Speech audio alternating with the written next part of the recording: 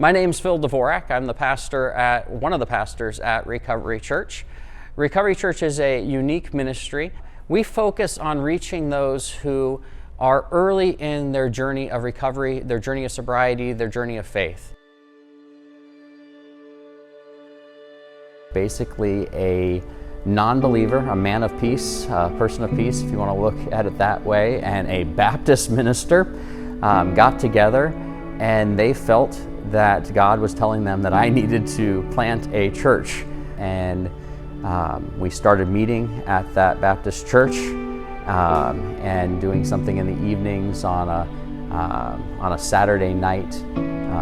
And it was okay, it was good. And over some time, God convicted me and said that we really needed to go to where the people were. And so we felt God leading us to move our community to downtown Lake Worth. So when Recovery Church first moved down to Lake Worth a few years ago, we actually started off, we had this little bay right here, this little spot here that now is an art studio. And immediately outgrew that spot, and God opened up the door across the alleyway here at this coffee shop. The first night, we literally had people standing outside here, outside the coffee shop, because they couldn't fit in and out into the roadway here. People not able to come to the service because there was not enough room. It was an exciting, beautiful time. There was no AC half the time. It was a broken, beautiful mess. But every week we were seeing lives transformed. We were seeing people come to faith. We were seeing people surrender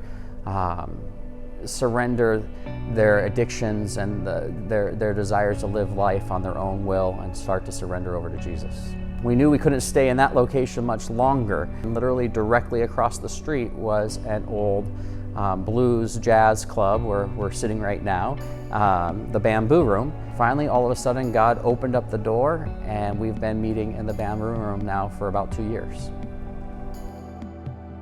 My name's Junior, and I've struggled with addiction for over a decade.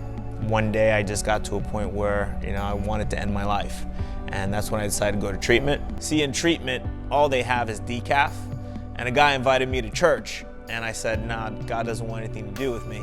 I'm too dirty, let me clean myself up, then I'll go to church, in the future.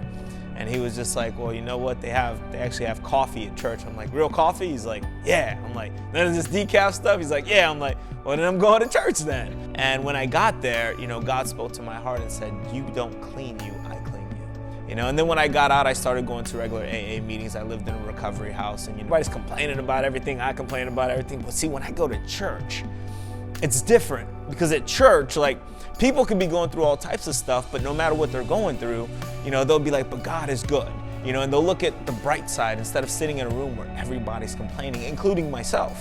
So it wasn't until I started going to Recovery Church and I realized that, there is church and there is recovery and it's brought together. I thought that was the coolest thing. I'm like, man, that's like peanut butter and jelly being brought together. You've got Jesus and recovery all in one. That's great.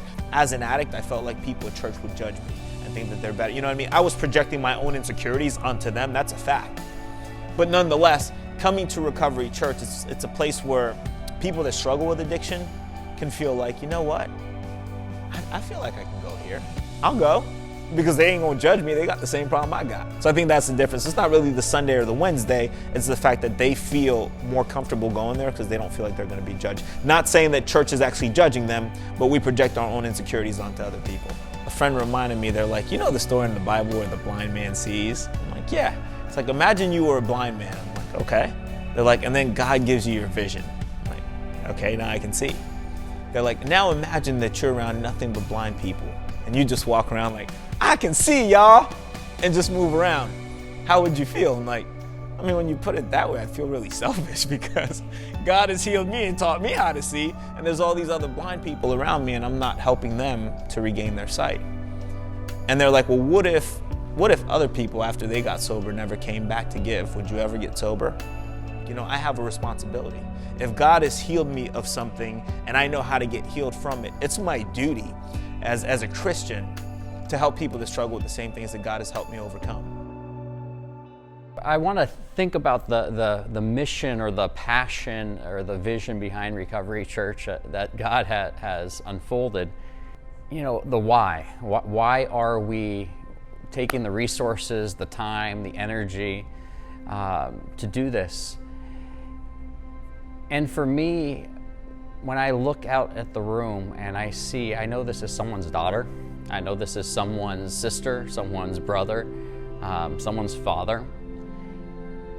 And I start to think about what is a soul worth? What is a life worth? We've done a Good Friday service and I had someone yell and scream, they're not going to kill him, are they? Because they had no knowledge of the story of the gospel. We have to share the gospel. And there's no better story of the gospel, there's no better example than seeing lives restored and transformed that everyone else thought were hopeless. And I see that on a regular basis.